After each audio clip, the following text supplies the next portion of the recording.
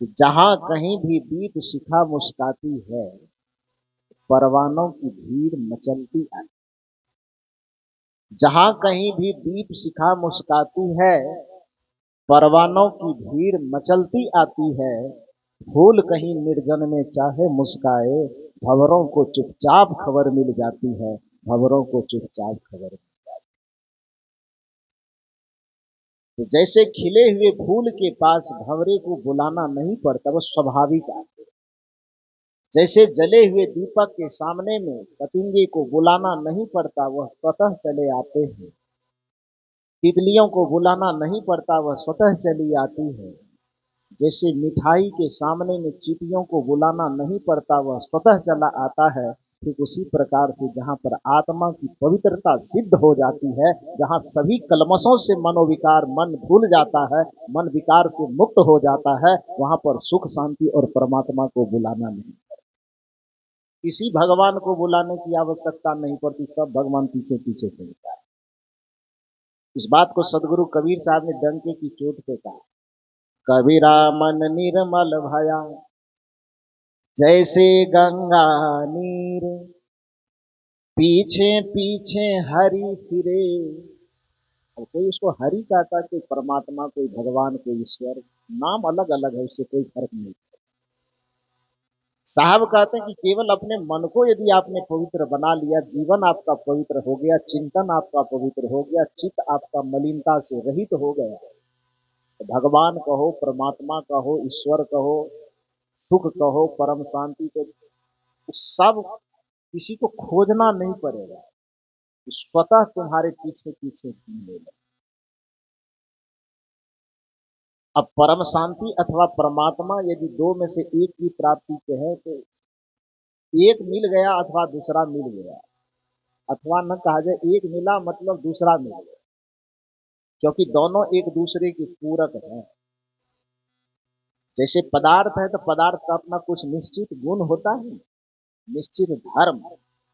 उसी तरह से परम शांति परमात्मा का निश्चित गुण अथवा धर्म है। जैसे चीनी और मिठास तो अलग अलग चीजें नहीं। चीनी यदि पदार्थ है तो मिठास उसका गुण है। अग्नि और उसकी दाहकता दो अलग अलग चीजें नहीं है। अग्नि पदार्थ है, तो दाहकता या गर्मी जो उसका गुण है अथवा धर्म है। बर्फ और शीतलता अलग अलग चीजें नहीं है। बर्फ यदि पदार्थ है तो शीतलता उसका गुण है। तो जैसे चीनी और मिठास अलग अलग चीजें नहीं है, जैसे अग्नि और उसकी दाहकता अलग अलग चीजें नहीं है, जैसे सूर्य और प्रकाश उसका अलग अलग चीजें नहीं है, जैसे फूल और उसका सुगंध दोनों अलग अलग चीजें नहीं है, उसी तरह से परमात्मा और परम शांति दोनों अलग अलग चीजें नहीं है, दोनों एक दूसरे से जुड़ा। परम शांति उस परमात्मा का अपना गुण कहिए, धर्म कहिए। इसलिए परमात्मा का एक नाम है सच्चिदानंद, परमानंद स्वरूप। ब्रह्म को परमानंद स्वरूप कहा गया, सच्चिदानंद स्वरूप कहा। वह आनंद का, परम सुख का, परम शांति का खजाना। तो चाहे वह परमात्मा कहें, चाहे परम सुख कहें, चाहे परम शांति कहें, चाहे ब्रह्मानंद कहें, वो उसके पीछे पीछे स्वाभाविक रूप से चलते हैं, जिसका संपूर्ण जीवन पवित्र हो जाए। और जीवन पवित्र होगा कहाँ? दिन के सत्र में भी प्रकारांतर से इसकी चर्चा हो चुकी कि पवित्र होने का दूसरा कोई स्थान नहीं, केवल सत्संग के। क्योंकि सत्संग ही हमारे मन तक पहुंचता है। बाकी यदि किसी को मन में है कि गंगा में स्नान करने से पवित्र हो जाए, तन हो सकता है, मन तक गंगा की पहुंच नहीं है। और कदाचित किसी पर गंगा मैया थोड़ी ज्यादा कृपा कर दे, अब मन तक यदि वो पहुंच जाए तो क्या हाल है? मन कहाँ रहता है, भीतर में कि बाहर में? मन भीतर में न है। कोई आदमी गंगा में डुबकी लगावे, गंगा मैया कहे कि तू मन का पाप धोने के लिए आया है, तो बिना मन को छुए हम लौटेंगे नहीं। और गंगा जी का पानी जो है वो नाक कान मुंह से एकदम प्रवेश करते करते मन तक पहुंचना शुरू कर दे, क्या हाल होगा? क्या हाल होगा? आदमी बचेगा? नहीं बचेगा। वो गंगा में डुबकी लगाते लगाते उसका राम नाम सत्य हो जाएगा। वृंदावन बिहारी लाल की जय। होगा कि नहीं होगा? मन तक उस गंगा की पहुंच नहीं है, और कदाचित, क्योंकि हम लोग तो गंगा किनारे वाले आदमी हैं। स्नान वैसे करने के लिए जाना से हम लोग भी खूब करते हैं, लेकिन पाप कटाने के लिए नहीं करते। पाप करते ही नहीं तो कटाएंगे कौन सी? तो जो करता है वो समझता रहे कैसे कटवाना है उसको। हाँ, लेकिन नदियों का प्रवाह है, उसमें मौका लगे स्नान करते हैं, करना चाहिए, कोई गुनाह नहीं है। लेकिन इस धारणा को मन में बैठा करके स्नान नहीं कीजिए। उसमें गंगा में हो, जमुना में हो, अभी कुंभ लगेगा तो प्रयाग में लोग जाएंगे डुबकी लगा, जीवन भर जितना किया सब उतर गया वहीं पर, पाप ताप सब खत्म हो गया। तो स्नान करते हैं नदियों में, अच्छी बात है, कीजिए, उससे तन धुलेगा। लेकिन मन का विकार, मन का पाप धुल जाएगा, उस पानी में सामर्थ्य नहीं, क्योंकि उसकी पहुंच मन तक नहीं है। मन का पाप यदि धोना है तो उसके लिए सत्संग के अलावा, गुरु संगति के अलावा दूसरा कोई आधार नहीं। एक विचारक ने बड़ा सुंदर कहा, धोना था मन भूल गया तुम, धोता रहा तन मल मल के। धोना क्या था? क्योंकि पाप कहाँ है? तन में। तन तो एक साधन है ना भाई, इसमें पाप कहां से है? साधन जो भी होता है, नीति गति शुभा शुभाभ्याम मार्गाभ्याम वहंती वासना सरित पौरुषैन प्रयत्न नियोजनया शुभे पथि। साधन अपने आप में निर्दोष होता है, वह न पाप से जुड़ा हुआ है न पुण्य से जुड़ा हुआ है। मान लो कि ये माइक एक साधन है, साउंड एक साधन है। इस माइक और साउंड के माध्यम से यदि अभी आपको प्रवचन सुनाई दे रहा है, तो इसमें इसकी क्या खासियत? इसकी खासियत इतनी है कि इसके पीछे में बैठ करके जो बोला जा रहा है उसको थोड़ा विस्तार दे करके आपके कान तक पहुंचा रहा है, इतना ही नहीं कर रहा है। इसमें इसका इतना ही योगदान है। इसके माध्यम से आपको प्रवचन नहीं सुनाया जा रहा है, इनके द्वारा नहीं सुनाया जा रहा है, इनके माध्यम से सुनाया जा रहा है। ध्यान दीजिए, द्वारा और माध्यम अंतर है। यह प्रवचन, ये माइक खुद ही प्रवचन नहीं कर रहा है, ये साउंड खुद ही प्रवचन नहीं कर रहा है, इनके माध्यम से आपके कान तक प्रवचन थोड़ा विस्तृत होकर के पहुंच रहा है, इतना ही हो रहा है। अब इसके माध्यम से भी आपको अश्लील गाना सुनाई दे तो इसमें बेचारे माइक का और साउंड का क्या दोष? कोई दोष है? अब इसके माध्यम से आपको अश्लील अश्लील गीत सुनाई दे, कोई आदमी गुस्सा करके आगे अब साउंड को या माइक को तोड़ दे, फोड़ दे, तो इसकी गलती क्या? ये तो साधन है, न इसमें प्रवचन लगा हुआ है न अश्लील गीत लगा हुआ है, ये निर्दोष है क्योंकि ये साधन है। इसके पीछे में बैठ करके जो इस साधन का उपयोग करने वाला है वह उससे प्रवचन बोलवावे, ताकि उससे अश्लील गीत बोलवावे, वो पीछे वाले की नहीं है ना, करता की। तो उसी तरह से ये हाथ, ये पैर, ये आंख, ये नाक, ये तो साधन है बेचारा, इसका क्या गलती? ये न पाप करता है न पुण्य करता है, बल्कि इसके पीछे में बैठा हुआ जो मन, जिसको कबीर साहब ने छठी तुम्हारी हो जगह, वह मन यदि चैतन्य है नहीं, लेकिन आत्मा जैसे चंद्रमा के पास अपना कोई प्रकाश नहीं है, किंतु सूर्य से प्रकाश पा करके चंद्रमा भी दुनिया को प्रकाशित दिखता है, ठीक उसी प्रकार से आत्मा मन में अपनी कोई चैतन्यता नहीं है, लेकिन मन से चैतन्यता का आधार लेकर के वह आत्मा से चैतन्यता का गुण जो है वह उससे उधार लेकर के मन भी चैतन्य भासता है। जैसे चंद्रमा अंधेरी रात में चमकता हुआ दिखता है, तो दुनिया के जो विज्ञान से संबंध रखने वाले, खगोलीय भूगोलीय इतिहास को नहीं जानने वाले लोग हैं, वो तो यही कहेंगे कि चंद्रमा चमक रहा है। लेकिन जो विज्ञान से संबंध रखने वाला व्यक्ति है, जो खगोल भूगोल से संबंध रखने वाला व्यक्ति, वो जानता है कि चंद्रमा के पास अपना प्रकाश नहीं, फिर भी वह प्रकाशित दिखता है। इसका कारण पढ़ने लिखने वाले लोग जानते हैं कि सूर्य के प्रकाश से चंद्रमा प्रकाशित दिखता है, चमकता हुआ दिखता है। ठीक उसी प्रकार से मन जड़ है, मन एक छाया है, लेकिन वह जड़ और छाया होने के बावजूद भी आत्मा की चैतन्यता से चैतन्य होकर ये दुनिया में भासता है कि मन भी चैतन्य है और मन के मार्फत से ही सारा काम हो रहा है। तो यदि मन के मार्फत से सारा काम होता हुआ दिख भी रहा है तो करवा रहा है कौन? मन के माध्यम से हो रहा है। तो पाप होगा अथवा पुण्य होगा वो तन में जुड़ेगा कि मन में जुड़ेगा? मन में जुड़ेगा ना। पाप धुलाना ही है तो तन को धोने से काम चलेगा कि मन को धोने से? मन को धोने से। इसलिए विचारक कहते हैं धोना था मन भूल गया तू, धोता रहा तन मल मल के। जरूरत पड़ी तो चापा नल पे भी धोया, टंकी के नल पे धोया, इससे संतुष्टि नहीं हुई तो बस गंगा जी चले गए, नर्मदा चले गए, कोसी चले गए, कावेरी चले गए, यमुना चले गए।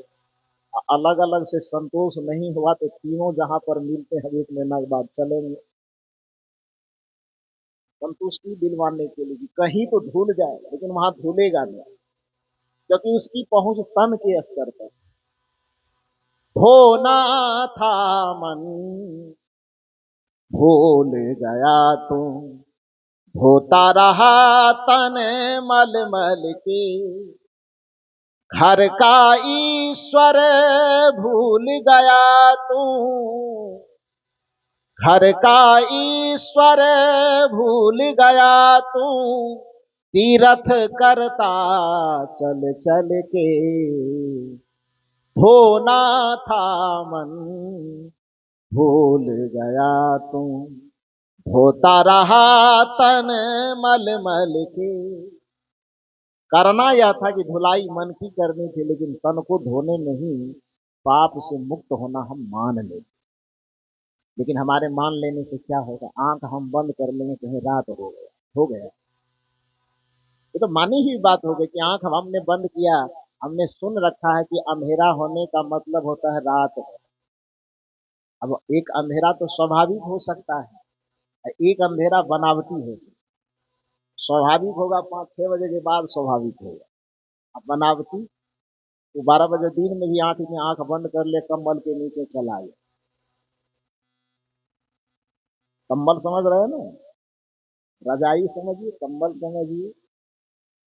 तो आदमी जरा सा आंख बंद कर ले और कंबल अथवा रजाई से माथे को ढक, मुंह को ढक, अंधेरा हो गया। तो मतलब क्या रात्रि हो गई?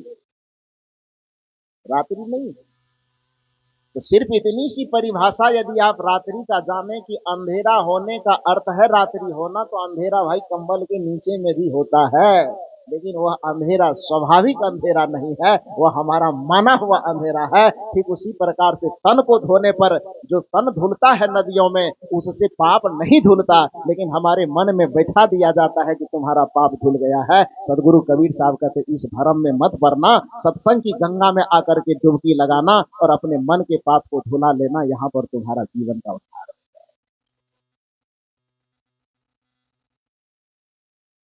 और एक बात क्या ध्यान रखिए, यदि मैं कह रहा हूं कि यहाँ पर पाप धुलेगा तो इसका ये मतलब मत निकाल लीजिएगा कि पंडाल के बाहर जाकर के खूब पाप कीजिएगा, पंडाल में बैठ करके पाप धुलवा दीजिए। तो साहब जी तो कहे थे कि सत्संग में जाएंगे तो पाप धुल जाएगा, तो छूट मिल गई, बस 2 घंटे तो बैठना है, पाप धुल जाएगा ना। ऐसे नहीं धुलेगा। यदि ये गारंटी देने लगा ये मंच, बहुत मंच देता है, बहुत मंच यह कहता है कि मेरे पास आओ हम पाप धुलवा दें। ये सदगुरु कबीर साहब का मंच ये नहीं कहेगा पाप नहीं धुलवाएंगे, लेकिन धुलवा भी देंगे। नहीं भी धुलवाएंगे, धुलवाएंगे। धुलवाएंगे कैसे? धुलवाएंगे इस मामले में कि आपसे जाने अनजाने कुछ अपराध, कुछ भूल, कुछ नादानी, कुछ पाप, कुछ अपराध हो गया, और यदि आप किसी संत के सामने, किसी गुरु के सामने जाकर के आत्मा से पश्चाताप कर रहे हैं, मुझसे अनजाने में, नादानी में भूल हो गई, हे गुरुदेव मैं संकल्प लेता हूं कि आज के बाद दोबारा ऐसी गलती, दोबारा ऐसा भूल, दोबारा ऐसी नादानी नहीं करूंगा। और यह संकल्प लेकर के मन में यदि आप पश्चाताप की तपस्या करते हैं तो उस तप के प्रभाव से आगे संकल्प लेते हैं कि हमें ऐसी गलती दोबारा नहीं दोहराना है, पीछे की गलती को हम स्वीकार करते हैं, तो जाकर के गुरु के प्रताप से, उनके आशीर्वाद से आपके पिछले पाप, पिछले जो है वो धुल जाएंगे और आपका जीवन निर्मल होगा। इसलिए हम लोग एक भजन में गाते हैं, बड़ा सुंदर, जिंदगी में भूल कर ना पाप कर। पहले कोशिश करो कि जिंदगी में कोई गलती, कोई पाप ना हो। जिंदगी में भूल कर ना पाप कर। तो करना क्या? हर घड़ी परमात्मा का जाप कर। हर घड़ी परमात्मा का जाप कर। जिंदगी में भूल करना पाप कर। ये संदेश है संतों का, गुरुजन है कि पहले गलती मत करो, पाप मत करो। फिर आपके तरफ से सवाल आता है कि आपके बताने से पहले बहुत हो चुका है, तब क्या हो सकता है ना कि आप बताने आए हैं या कोई संत गुरुजन के आने से पहले हमसे बहुत हो चुका है, गलतियां, अपराध, पाप, उसका क्या हो। संत कहते हैं भूल से हो जाए कोई पाप तो, यदि नादानी में, नासमझी में यदि कुछ हो गया है, भूल से हो जाए कोई पाप तो, भूल से हो जाए कोई पाप तो, बैठ कर कुछ काल पश्चाताप कर। जिंदगी में भूल करना पाप कर। हर घड़ी परमात्मा का जाप कर। हर घड़ी परमात्मा का जाप कर। जिंदगी में भूल करना पाप कर। यदि यहाँ परमात्मा की बात हो रही तो सातवां आसमान में मत देखो। परमात्मा की आत्मा का ही परिष्कृत रूप परमात्मा है जो सबके हृदय में निवास करता है। इसका संकेत अगली कड़ी में, आएगा परमात्मा तुझको नजर। सबको नजर आए। अभी जो स्वर्ण मंदिर से आए हुए थे उन्होंने कहा महसूस किया जाए। हाँ, ये बात सच है, महसूस किया जाए। लेकिन एक बात यह भी ध्यान रखना है कि दृष्टि केवल आंख के पास ही नहीं है। देखने शब्द का जो दार्शनिक फिलॉसफी भाषा है ये, कि देखना शब्द, देखने की क्रिया केवल आंख से ही नहीं होती है, देखने की क्रिया कान से भी होती है, देखने की क्रिया नाक से भी होती है, देखने की क्रिया जीभ से भी होती है। आप कहेंगे कि पगला गए हैं क्या? देखना केवल आंख से होता, नाक से, कान से कैसे होगा? तो क्योंकि ये सामान्य बात में फिलॉसफी की भाषा, इसलिए इसको समझने का प्रयास कीजिए। कोई कहता है कि परमात्मा दिखता है, वो गलत नहीं कहता है, लेकिन कहने का सेंस उसका गलत है। प्रत्यक्ष इस आंख से वो परमात्मा नहीं दिखता।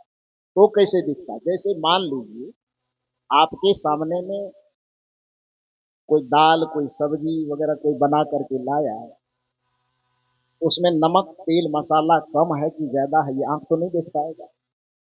देखेगा? सब्जी के अंदर नमक कम पड़ा है कि ज्यादा पड़ा, इसे आंख देखेगा? नहीं देखेगा। लेकिन 10 आदमी को, 1000 आदमी को खिलाना है और मन में संदेह है कि सब्जी में नमक कम दिए कि ज्यादा दिए, मसाला कम दिए कि ज्यादा दिए, तो उस समय किसी एक आदमी को इस कटोरे में लेकर के देते हैं और उससे कहते क्या, थोड़ा चख करके देखिए तो। क्या कहते हैं? चख करके देखिए। चख करके देखिए। तो चख करके जो देखेगा तो आंख से देखेगा। शब्द क्या है? देखिए। थोड़ा चख करके देखिए। कहता है कि नहीं कहता? तो चख करके देखिए, यहां पर चख करके देखने की जो क्रिया होगी वो आंख से नहीं होगी। चख करके देखने की जो क्रिया होगी किससे होगी? जीभ से। कोई चीज है, नरम है, कड़म है, कठोर है, कोमल है, क्या है, तो कहते हैं पता नहीं चल रहा, थोड़ा छू करके देखिए। कहते हैं कि नहीं? मान लो कि इस पंडाल में हम बैठे हुए हैं, ये पर्दा कपड़े का ना हो करके ईंटे का दीवार होता, चार दीवारी होती, इसके बगल में कोई हल्ला कर रहा होता, लड़ाई मारपीट झगड़ा होता, तो यहाँ सब लोग सत्संग सुन रहे हैं। क्या करें, कौन झगड़ा कर रहा है, थोड़ा सा सुन करके देखो तो। कहते कि नहीं कहते हैं, ये सामान्य सी बात है कि बगल में क्या हल्ला हो रहा है, थोड़ा गौर से सुन सुन करके देखो तो क्या हो रहा है भाई। सुन करके देखो, तो सुन करके देखने की क्रिया आंख से होगी, वो कान से। चख करके देखने की क्रिया जीभ से होगी। छू करके नरम गमल गरम कोमल कठोर को देखने की क्रिया जो होगी किससे होगी, हाथ से होगी। तो देखना केवल आंख से ही नहीं होता है, देखना जीभ से भी होता है, देखना नाक से भी होता है, देखना कान से भी होता है कि नहीं होता है?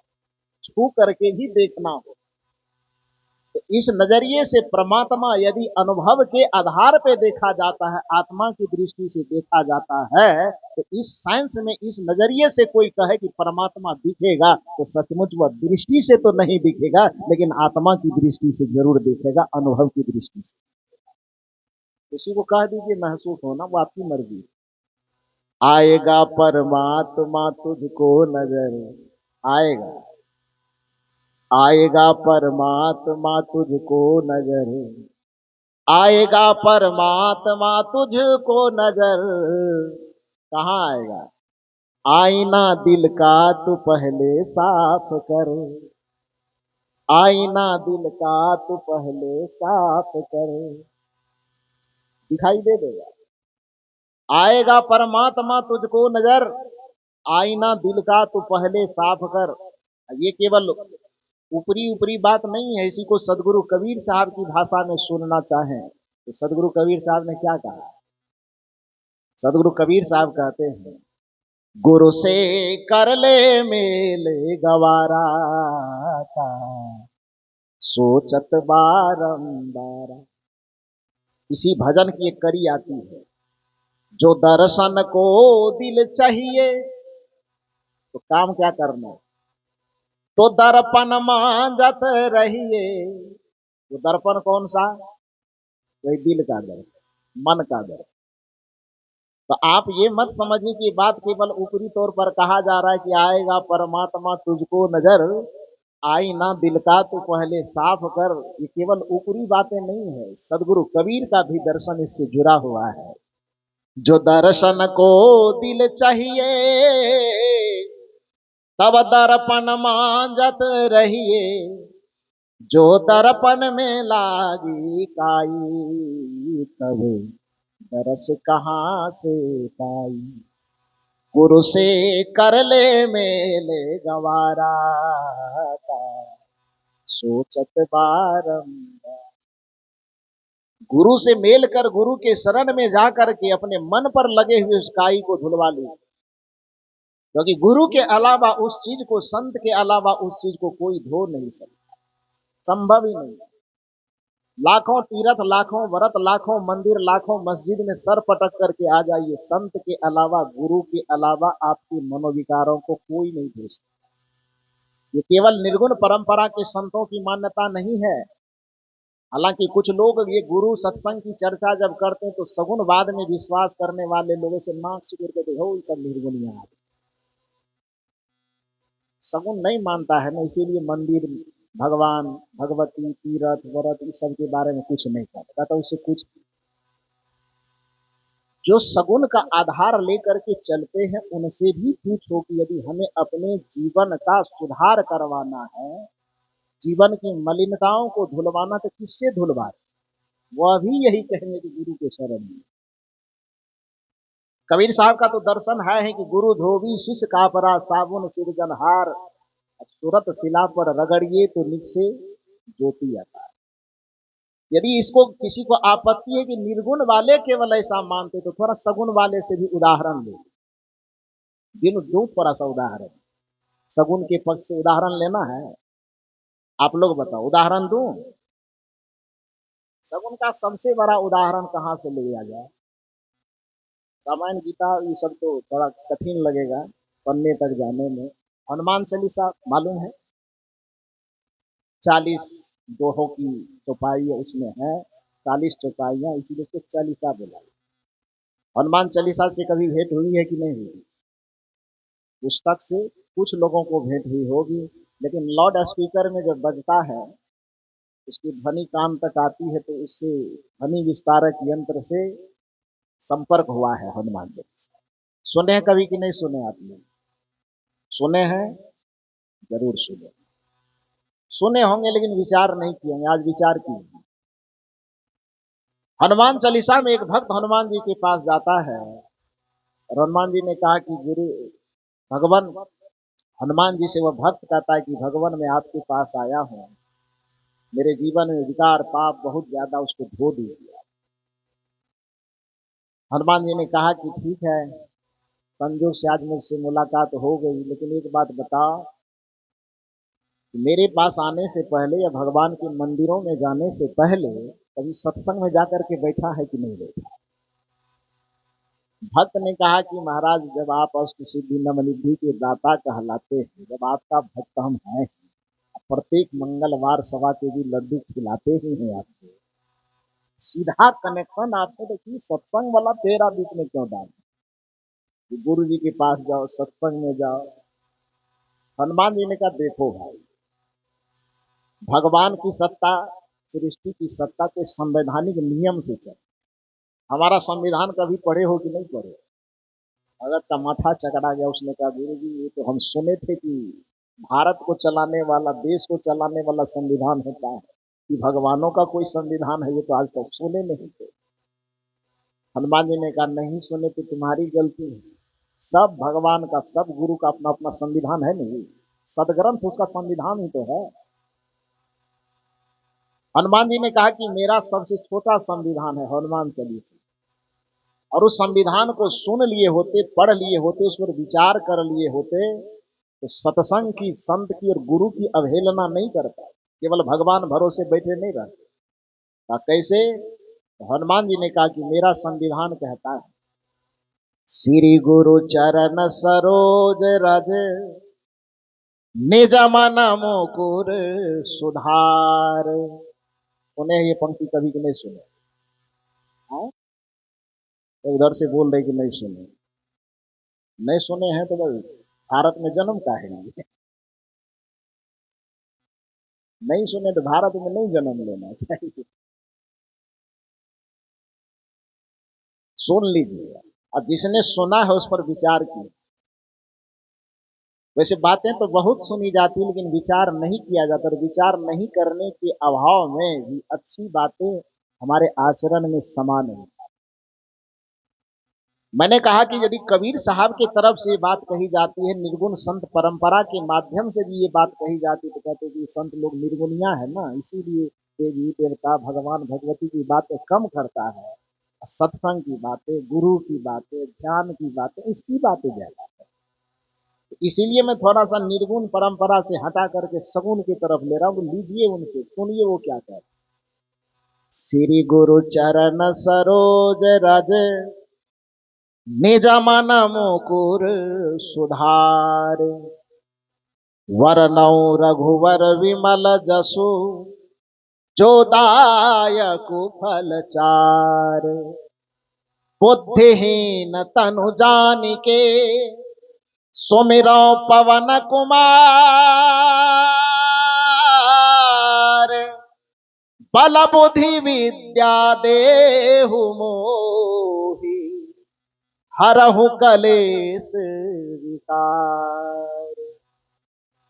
ये पंक्ति कभी सुनने का मौका लगा है?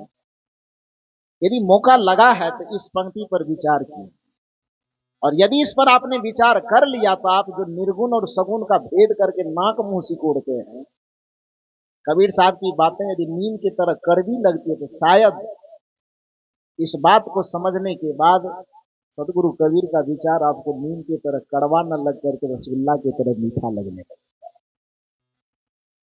इस पंक्ति में निर्देश क्या है? यदि भगवान को मानते हो, भगवती को मानते हो, ठीक है, तो अपने जगह पर मानते रहो, लेकिन उस भगवान भगवती के स्वरूप को समझने के लिए अपने मन की मलिनताओं को धुलाने के लिए जान, भगवान के शरण में नहीं होगा कहां? श्री गुरु चरण सरोज रज निज मन मुकुर सुधार। बस इतनी सी पंक्ति आपके संपूर्ण जीवन को पाप से मुक्त करने के लिए काफी। सुनना नहीं, सुन करके विचार करना, विचार करके इसका आचरण करना। तब श्री गुरु चरण सरोज रज निज मन मुकुर सुधार।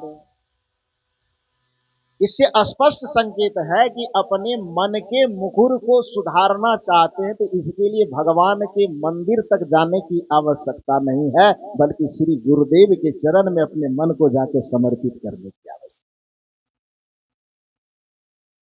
श्री गुरु चरण सरोज रज निज मन मुकुर सुधार।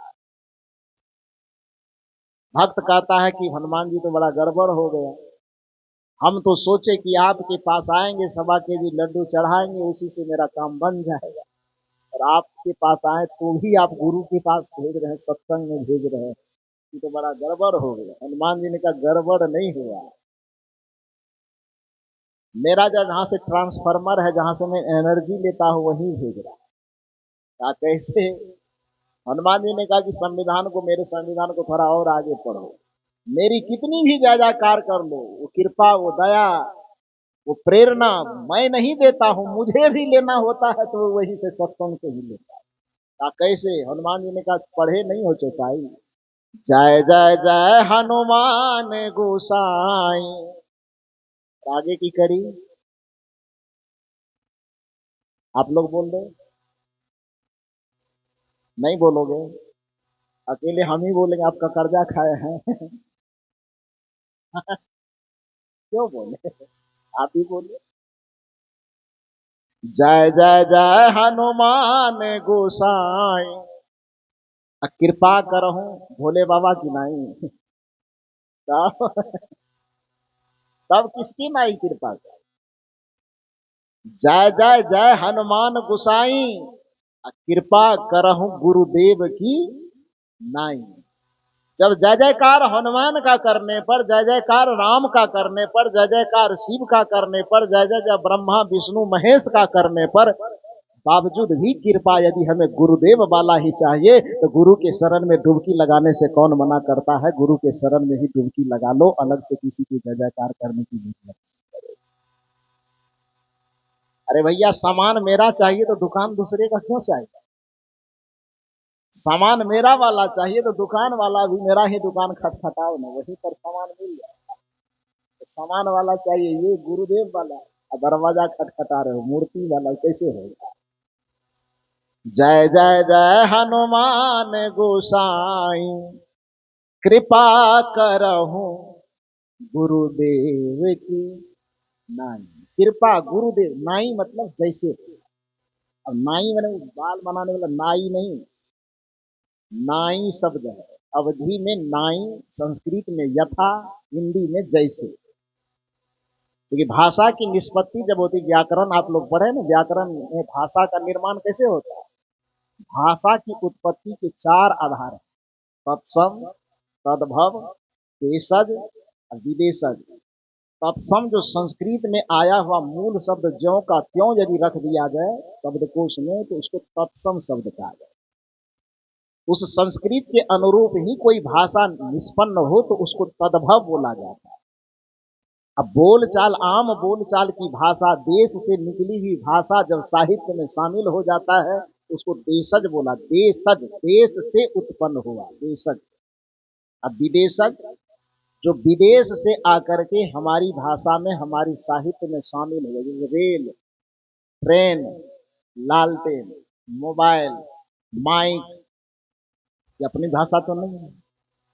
माइक अंग्रेजी शब्द, मोबाइल अंग्रेजी शब्द, लालटेन, ट्रेन वगैरह वगैरह बहुत चीजें।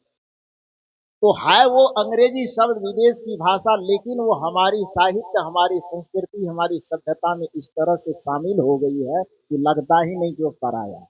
तो हमारा साहित्य इतना उदार है कि कहता उसको भी अपना ले, लेकिन उसको एक नाम दे देता है, विदेशज, विदेश से आया हुआ। देशज देश की क्षेत्रीय भाषा, चाहे वो छत्तीसगढ़ी हो, चाहे वो बिहार की मैथिली हो, भोजपुरी हो, डोंगरी हो, बहुत सारी भाषाएं। 14 भाषाओं को, 18 भाषाओं को मान्यता मिली थी, फिर उसमें और 6 ठो जोड़ा गया भारत के संविधान में 8वीं अनुसूची में। जोड़ा गया कि नहीं जोड़ा गया? तो इस तरह से जो भाषा है, मैंने कहा कि जिसको आप संस्कृत में यथा कहते हैं, उसी को आप हिंदी में जैसे कह लीजिए, और अवधि में उसको कहना होगा तो नाई कह लीजिए। नाई या नाई अंतर है। नौ आक दीर्घई नाई, मतलब बाल दाढ़ी बनाना। अब नौ आक ऊपर में अंश हुआ डाल करके ई लगा दिए, नाई। नाई मना दाढ़ी बनाने वाला ना है। नाई का मतलब जैसे। यहाँ पर हनुमान चालीसा में जो प्रयोग किया गया, जय जय जय हनुमान गोसाई, कृपा करहु गुरुदेव की। नाई नहीं, नाई नाक से थोड़ा बोलना, हंसुआ का उच्चारण है। ना का ई नहीं, नाई नहीं, नाई। जय जय जय हनुमान गोसाई, कृपा करहु गुरुदेव की। नाई, तो नाई मतलब जैसे। हे हनुमान जी, हम पूजा तो आपकी करने आए हैं, जय जयकार तो आपकी करने आए हैं, लेकिन आप अपने वाला कृपा मत करना। कृपा किसका वाला करना? गुरुदेव के जैसे कर। क्योंकि उस समझदार भक्त को पता है कि गुरु के कृपा में ही हमारा सुधार छिपा हुआ है, गुरु के कृपा में ही हमारा उद्धार छिपा हुआ है। इसलिए गोस्वामी जी कहते हैं कि तुलसीदास हरि गुरु करुणा बिन विमल विवेक न होई, बिन विवेक संसार घोर निधि पार न पावे कोई। कोई भी बिना विवेक के जागृत हुए भवसागर से पार नहीं हो सकता। और उस विवेक को जागृत करने का, मन को निर्मल करने का यदि संसार में कोई आधार है, वो केवल और केवल सदगुरु की शरणागति, सत्संग की शरणागति। आप सब सौभाग्यशाली हैं। 5 बजे ही हमको ब्रेक मारने कहा गया है। आगे न खिसक जाए, इसलिए था। तो देखिए, आप लोग ब्रेक फ्री करने के लिए कह रहे हैं, फ्री हो जाए तो फिर गड़बड़ आ जाए। तो मूल बात मैं ये कह रहा था, जय जय जय हनुमान गोसाई, कृपा करो गुरुदेव की नाई। तो वो गोस्वामी तुलसीदास जी भी इस बात को समझते थे। गुरु के शरण में गए बगैर विमल विवेक की उत्पत्ति नहीं हो सकती, और विमल विवेक हुए बगैर, मन पवित्र हुए बगैर जीव का उद्धार संभव नहीं है। इसलिए वो कहते थे कि राम का, भगवान का, भगवती का कितना भी गुणगान कर लिया जाए, गोस्वामी तुलसीदास जी के पास जब भी कोई भक्त जाता था अपना कोई संकट, अपनी कोई समस्या लेकर के, तो गोस्वामी जी के पास कोई मान लो जगह कि हमको माथा दर्द कर रहा है, कृपा कीजिए, तो गोस्वामी जी कहते हम तो राम जी पर आश्रित हैं, उनकी दया कृपा होगी ठीक हो जाए। होता ही है, कोई कहता जाओ ठीक हो जाए, खुश हो जाएंगे, आशीर्वाद संत देते ही। तो राम जी का आधार चूंकि वो लेते थे गोस्वामी जी, जो कोई भी अपना परेशानी लेकर के गोस्वामी जी के पास जाए, तो हर एक परेशानी का एक समाधान वो निकाल करके रखे। मान लो कोई भक्त गया कि हम बहुत भयंकर रोग से पीड़ित हैं, गोस्वामी जी थोड़ा सा आशीर्वाद दें। गोस्वामी जी कहते हैं हमें तो सामर्थ्य नहीं है, राम जी की कृपा से ठीक है। एक फार्मूला वो बना के रखे, तेरा राम जी करेंगे बेड़ा पार, उदास मने काहे को करे। हरिओम शरण के स्वर में सुने हैं भजन, तेरा राम जी करेंगे बेड़ा पार, उदास मने काहे को करे। कोई दूसरा आदमी जाता था कि हम तुलसीदास जी महाराज, हमको नौकरी नहीं लग रही है, हम बहुत परेशान हैं। गोस्वामी जी कहते बस चिंता की क्या बात, तेरा राम जी करेंगे बेड़ा पार, उदास मने काहे को करे। कोई जा रहा है कि गोस्वामी जी बड़ी समस्या है, हमारे बेटी की शादी नहीं हो रही, अब क्या करें? गोस्वामी जी चिंता मत करो, तेरा राम जी करेंगे बेड़ा पार, उदास मने काहे को करे। मतलब संसार की हजार समस्या और हजारों समस्या का बस एक समाधान गोस्वामी जी के पास कि तेरा राम जी करेंगे बेड़ा पार, उदास मन काहे को। अब लोगों को पता चला कि गोस्वामी जी एक ही टेबलेट से सब रोग मिटा देते हैं, सब समस्या खत्म, तेरा राम जी करेंगे बेड़ा पार, उदास मन काहे को। संजोग की बात, एक साधक को लगा कि जब एक ही टेबलेट से गोस्वामी जी सब काम तमाम करवा देते हैं, सब चीज का निराकरण हो जाता है, तो हम भी अपनी समस्या लेकर के जाते हैं। वो भक्त गया, गोस्वामी जी से कहा कि हमारी भी एक समस्या है। गोस्वामी जी को लगा कि जैसे अन्य लोग अपनी अपनी छोटी मोटी समस्या लेके आते हैं, उसका हम एक समाधान कर देंगे, राम जी करेंगे बेड़ा पार, उदास मन काहे को करे। उस भक्त के बारे में भी यह सोचता है, लेकिन भक्त थोड़ा समझदार। उन्होंने कहा कि हमारी समस्या पेट दर्द वाला, माथा दर्द वाला नहीं, हमारी समस्या नौकरी नहीं लगने वाला या बेटी की शादी नहीं होने वाला नहीं। तो हमारी समस्या क्या है कि हमारा मन पाप से ग्रस्त है, हम भवसागर में आवागमन के चक्र में फंसे हुए हैं, दुखों से आत्यंतिक निवृत्ति चाहते हैं, भवसागर से मुक्ति चाहते हैं, आवागमन के चक्र से छूटना चाहते हैं, भवसागर से उबरना चाहते हैं। गोस्वामी जी इसमें क्या आपकी कृपा हो सकती है। गोस्वामी जी का टेबलेट गायब हो गया, कपार नोचना शुरू कर दिया। तो बाप रे बाप, इसमें राम जी की कृपा काम नहीं करती। और गोस्वामी जी माथा ठोकते हुए थोड़ा दाएं बाएं सोच करके और उसके बाद कहते हैं, बिना गुरु भवानिधि तरई न कोई, जो बिरंचि शंकर सम होई। अरे दुनिया की कोई छोटी मोटी समस्या लेकर के आओ तो हम राम जी की कृपा से पार करवा देंगे, लेकिन यदि भवसागर से पार होना हो, आवागमन के चक्र से मुक्त होना हो, मन के मनोविकारों से मुक्त होना हो, मन के सागर से, मन के माया के लहरों से मुक्त होना हो, तो उसको मुक्त करने में राम जी की कृपा सक्षम नहीं है। उससे यदि मुक्त होना हो तो गुरु का आशीर्वाद, गुरु का सानिध्य, उसकी शरणागति ही असर कर सकती है, उसका कृपा ही का। बिन गुरु भव निधि तरई न कोई, जौ बिरंच, बिरंच ब्रह्मा शंकर शिव, बिन गुरु भव निधि तरई न कोई, जो विरंच शंकर सम हो। तो सज्जनों, मैंने आपसे निवेदन यही किया कि सत्संग में हम आए हैं, यदि इस सत्संग में आकर के अपने मनोविकारों से मुक्त होकर के पवित्रता को हमने हासिल कर लिया, तो पवित्रता, आत्मा की पवित्रता जीवन की वह संपदा है जिस पवित्रता के आ जाने पर भगवान, हरि, परमात्मा, सुख, शांति हमें खोजना नहीं पड़ेगा, तो सब दौड़े दौड़े हमारे पीछे चले। कबीरा मन निर्मल भया, जैसे गंगा नीर, अब पीछे पीछे हरि फिरे, कहत कबीर कबीर। कुछ लोगों को यह आपत्ति हो सकती कि केवल हो सकता है कबीर साहब की मान्यता हो, तो थोड़ा गोस्वामी जी से भी एक बार पूछवा लेते। गोस्वामी जी भगवान श्री राम से कहवाते हैं, माता सबरी श्री राम के सामने खड़ी है, माता सबरी पूछती है कि कुछ लोग बताते हैं कि आपको, भगवान को भक्त के पास बुलाने के लिए भक्त को मेवा, मिष्ठान, फूल, प्रसाद चढ़ाना पड़ता है, मंदिर बनवाना पड़ता है, तीर्थ की यात्रा करनी पड़ती है, अयोध्या का चक्कर लगाना पड़ता है। क्या राम जी ऐसा है?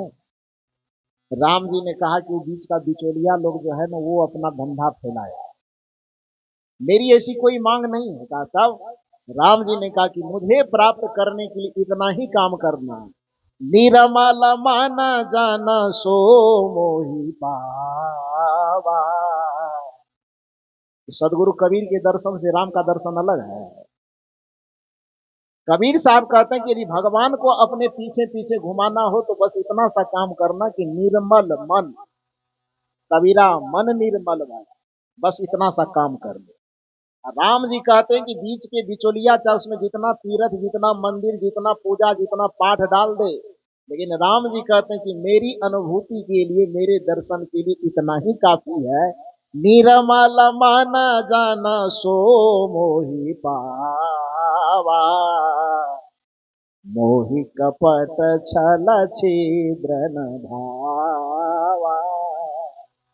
तो एक तरफ सगुण बात, तो यह कह रहा है कि निर्मल मन जन सो मोहि पावा। अब दूसरे तरफ निर्गुणवाद जो यह कह रहा है कि कबीरा मन निर्मल भया जैसे गंगा नीर, तो पीछे पीछे हरि फिरे कहत कबीर कबीर। ये दोनों आपको अलग अलग लगता है कि एक ही बात लगती है? तो फिर आपस में मुंह फुलाने की जरूरत क्या है? जब पॉइंट एक ही जगह आ रहा है दोनों का, तो फिर मुंह लटकाने की जरूरत क्या है? एक दूसरे को आंख दिखाने की, आंख तरेरने की जरूरत क्या है? मूल पॉइंट यह है कि मन को निर्मल करना है, मन को पवित्र करना है। मन की पवित्रता साधना की सबसे बड़ी उपलब्धि है। जिस व्यक्ति का मन निर्मल हो गया, समझो उस व्यक्ति का जीवन निर्मल हो गया। और जिस व्यक्ति का जीवन निर्मल हो गया, दुनिया की जितनी उपलब्धि होती है, चाहे भौतिक चाहे आध्यात्मिक, सभी उपलब्धियां उसके पास खींचे खींचे, दौड़े दौड़े अपने आप आएंगे। उसी तरह से आएंगे जैसे एक मिठाई के पीछे चींटियां दौड़े दौड़े बिना निमंत्रण के आती है, जैसे एक फूल के पीछे भंवरे दौड़े दौड़े बिना निमंत्रण के आते हैं, जैसे पतंगे दौड़े दौड़े एक जलते हुए दीपक के पास बिना पूछे बिना कहे बिना निमंत्रण के आते हैं। उसी प्रकार से जिसका जीवन, जिसका चित्त, जिसका मन निर्मल हो जाता है, उसके पास सुख शांति परमात्मा परमानंद सब अपने आप पहुंच जाता है। बस इतना ही निवेदन करके आज के सत्र में मैं वाणी को विराम देता हूं।